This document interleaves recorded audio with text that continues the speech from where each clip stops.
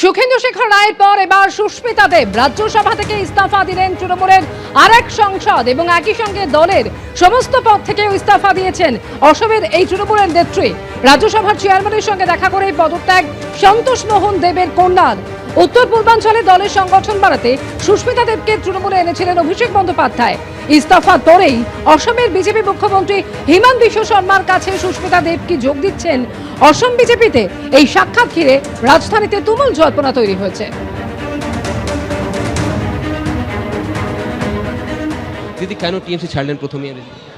একটা এত বড় পদক্ষেপ নেওয়ার পিছনে নানা রকম কারণ থাকে এবং ব্যক্তিগত কারণ রয়েছে, রাজনৈতিক কারণ রয়েছে, যেটার জন্য আমি এই বর্তমানের পরিস্থিতিটা দেখে অ্যাটলিস্ট আমার রাজনীতি যতটুকু রাজনীতিক বুদ্ধি আছে আমি মনে করি আমার পদক্ষেপ সঠিক।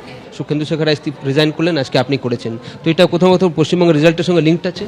দেখেন 2026-এর 4 মেতে দুটো রেজাল্ট এসছে, একটা আসামের রেজাল্ট এসছে আর একটা বেঙ্গলের রেজাল্ট এসছে। না, আমি দুটো রাজ্যের সঙ্গেই কানেক্টেড, যেখানে বেঙ্গল আর আসামের রেজাল্টটা মিলিয়ে আমি যেটা বুঝতে পারলাম that this is the best decision. আজকে আপনি আসামের মুখ্যমন্ত্রীর সঙ্গে দেখা করেছেন, এখন জল্পনা চলছে হয়তো খুব সম্ভবত আপনি বিজেপিতে যোগ দেবেন। সেই রাজনীতি আমাকে আসামেই করতে হবে, বাঙালি এরিয়া আসামের। আমরা অনেক দিক থেকে বঞ্চিত ছিলাম, ওইটা বিজেপি অনেকটা কভার করেছে। Whatever the mandate is, এই ম্যান্ডেটটা তো 5 বছর থাকবে, so you should not be in denial.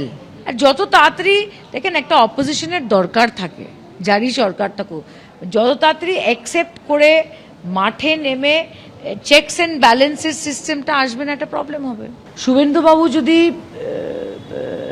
মানে 5 বছর ফোকাসড পেতে কাজ করে, আর আমি আসামে যেটা দেখেছি, যেটা বিজেপি করেছে, I think the face of Bengal will change.